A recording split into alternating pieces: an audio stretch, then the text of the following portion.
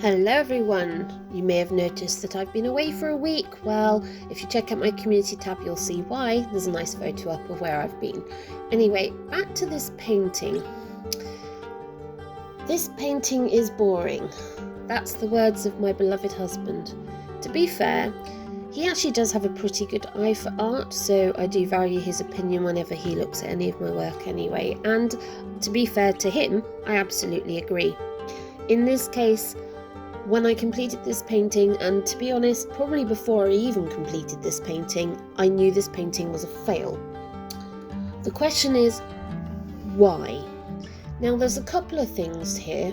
First of all, when you start a process of painting, you take your reference image, you look at where your lights and darks are, you block those in, which is what I'm doing here, although I've got a smudge on my hand already. How on earth have I got a smudge on my hand already? I haven't even started using the dark pastels yet. Anyway, I digress. You start with your blocking, you block your colours in, you block your lights and darks in, and then you start with your layering. And for some odd reason, almost from the get-go, I found this really hard work. It's a beautiful reference image. This one is from Pixel Bay, and I don't know, I just really took to the kind of soft glowy colours, but for some odd reason I just really struggled with this. I'm not saying the painting that I ended up with is bad, I'm just saying that it's not good, and I hope that makes sense to most of you. Now let's take a look at the actual reference photo I'm working from while I work away in the background here, because obviously this is a voiceover, and to be honest, the reason I don't give you a narration while I'm actually working is I usually forget to speak, which means you get huge blocks of silence. Secondly, I speed this up because most of you have busy day jobs like I do and therefore don't have time to sit and watch an hour or longer of Pastel videos. I can do full length live ones in real time for those of you that want to see them. I can consider doing that and maybe some description as I go.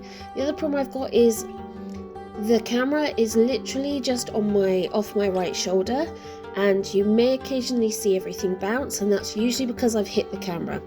Well, if you think it's bad enough hitting the camera and making the video bounce, can you imagine when I'm doing that and I'm also swearing at the same time because I've hit the camera? It's definitely not something you guys want to be listening to.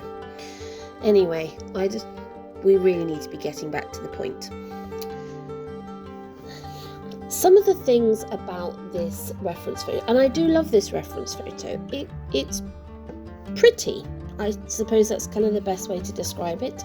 It's kind of cute and fluffy with all these soft kind of pastel-y colours, and that makes it really, really pretty. I believe the flowers themselves are cosmos, so they're kind of, well, I would call them a daisy, but they are a daisy, and they have this really beautiful dark pink colour underneath, and then on the top they have this almost very, very, I mean it's white, but it's white with a very pink, very, very, very tiny pink tone, and then these beautiful centres. Sometimes these centres can be black, sometimes they can be brown, sometimes they're dark purple. I've seen ones that even span almost to orange, so you kind of get the idea. And they were really pretty in this image, and I just really like the kind of form of it.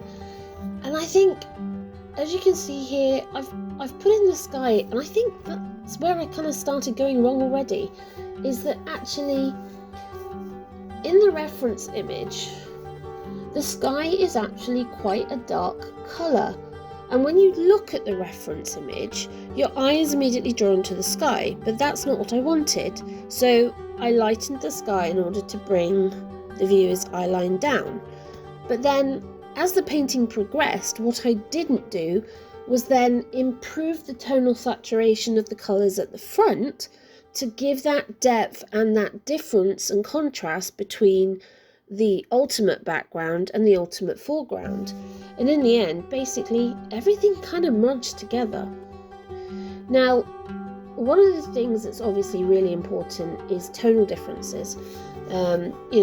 You do that when you start with your base blocking, your underpainting, and then you do it again with your layers. I often like to start with my absolute darkest layers first. I didn't in this, another one of my mistakes. I just struggled with the fact there wasn't enough really darks to really base this down on, and I think that I probably should have stuck to that, because I think that would have given me a real good base to work from, and I didn't. That was a big mistake. But when you look at the tonal differences and all the kind of tones are almost the same, so what I'm going to do is I'm just going to let this play around in the background, but I'm just going to overlay here an image of the grayscale tonal image of the finished painting. And as you can see, there isn't a lot of contrast difference anywhere in the painting at all. And that's like a big mistake, because it just means your eye doesn't have anywhere to settle on. Everything is the same. Everything has almost the same tonal type. And when I mean tone, I mean, if I put it in grayscale, does it look dark or does it look light? Does it have depth or does it fade into the distance?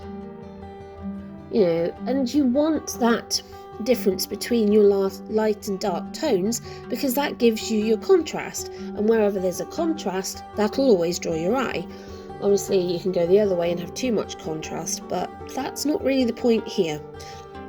So in some respects, I do understand where my husband's coming from, because there isn't any contrast to give you something to actually look at.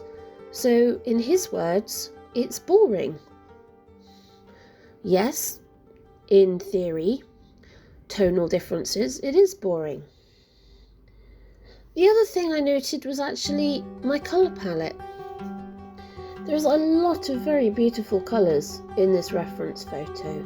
There's a lot of peaches, there's these pinks, there's actually a couple of very kind of almost vibrant hot pinks as well, and then you've got these beautiful kind of I'm going to call it moss green, because there's lots of different names for the different greens, but when you go into yellow greens, I tend to talk about moss and leaf green as two fairly common colours that tend to be more on the yellow spectrum rather than the blue spectrum of green. And they're just, I don't know, you can see I've put it in, but then I put this paler pink over the top, and that paler pink muddied the green so much that it flattened it, and when it flattened it, it started making everything the same colour. Now, I'd probably say we're about halfway through the painting at the moment, and I have got a little bit of tonal difference in. I've got the sections where you can see there's some darker sections kind of behind the plants and behind the flower heads, and the same with the sky. Sky was a little bit darker. It's not really a sky in the reference image. I suspect it's probably a border hedgerow, but then I looked at it and I was like, I'm not happy with that. It's too dark, and I need to push it back into the distance. And obviously the most common way to push something back into the distance is to make it more neutral and to make it lighter, which is what I did.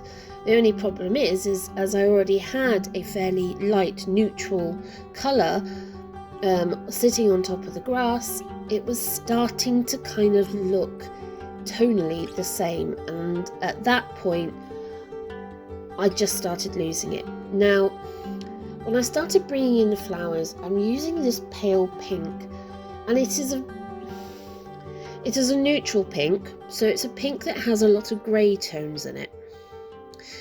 And don't get me wrong, I love using neutrals, and at some point I'll show you all a painting that I did that was just completely a neutral colour palette, and it was completely done on tone, and it was, I think it's one of those things where you have to practice. You do have to practice making tonal studies all the time to be able to get into your head what looks good, what doesn't look good, how to push things back, how to bring things forward, how to make sure that the person who's looking at the painting's eye is able to be led through the painting. And you can do that by choosing where you have these points of high contrast and low contrast, where you've got sharp edges and non-defined edges that kind of disappear into the painting, and your eye ends up taking you on a journey through the painting and making you look at that bit and then that bit and then that bit. But in this painting it just didn't go anywhere because it was so flat. Now that I'm adding this in though, I start adding the flowers in and the colours are just too neutral, and I think the more I worked it down, I did try to add more colour in with the pinks, but I chose quite a deep mauve, like a darkish red purple tone, and it added dark spots but not enough. It just didn't add what was needed to the painting. And plus, because I was then kind of seeing, well, where are they picked out in the reference photo, I realised that actually I wasn't really leading the viewer anywhere. They were really just haphazard and it just didn't work. So yeah, there was lots of reasons why in this case this painting failed, and a lot of reasons why this painting is boring. And it's not really a bad thing, because we all have off days and we all have good days, and we have excellent days and we have funny days and we have cry days and we have super emotional days, and then you just have days where you're like, meh, it's just one of those days. And I think this might have been one of those, or at least expressed so in a painting anyway. I've stripped the painting from the board for the time being, and it's now currently on my wall along with a couple of other pieces at the moment, and they tend to stay on the art room wall for a while before I decide what's happening with them, or they go up onto my website. But yeah, I don't know, it's always good to recognise when you've done wrong. That's not really the right terminology, is it? I haven't done wrong, I just didn't achieve what I set out to achieve. And I think somewhere along the way, fairly early on, I lost my way, and I lost the vision that I was trying to create from the reference photo versus what I ended up on the paper, which was not great. So yeah, I hope that this little insight has, I don't know, just given you a little bit of more of an insight into me as an artist. As artists, we're not infallible. We do make mistakes. Everything is always, or at least in my husband's terminology, everything I do is always classed as research until I am absolutely satisfied with it. And even then, half the time when it goes on the wall, it's still classed as research, because I'm not satisfied with it. And I don't think I've ever really been specifically satisfied to a level with any of my artwork. And that's that drive that keeps me to keep playing, to keep experimenting, and to just keep enjoying what I'm doing. I like the fact that sometimes things don't always work out, because what it means is I can sit here and look back at it and go, okay, what worked, what didn't work, what did I like about it, what don't I like about it. If I did this again, what would I do differently? And you know what? I may well do this painting again in a week or so's time, and I'll put it up on the community board and see what you think. I think it's just one of those things where it doesn't always work out, and yep, I think it's safe to say I agree with my husband. In this case, this painting is boring, but I am glad it is boring. Anyway, thank you all for joining me on this random little ranty chat. I hope that has just either brightened your day or given you some insight into, things that don't always work out. Not every single one of my videos is a work of art or, a piece of perfection. Things don't always go right, and I scrap. Well, I don't really scrap paintings because I clean them off and reuse it, but things don't always go well, and I can always start again or try something new. Sometimes, in fact, actually scrubbing a painting off a piece of pastel matte or Canson Tense in this case actually leaves me with an underpainting that gives me something completely new to work with and work from that is unexpected. So never say that anything is really truly bad and bin it, because that's not actually always the case. Anyway, I'm going to leave you all mulling that over for the time being. Thank you all for joining me today. I hope you guys have all had an amazing week. The sun has finally come back out in Dunkeld to end the lovely weekend. I have had an amazing 7 days away on a cruise in the Norwegian fjords. So, back to work, back to my normal work tomorrow, and I will see you all soon for another video very soon. Remember to like and subscribe. Remember, leave me a comment as well. I always love to have a chat and say hello. And I will see you all soon. Ta-ta for now.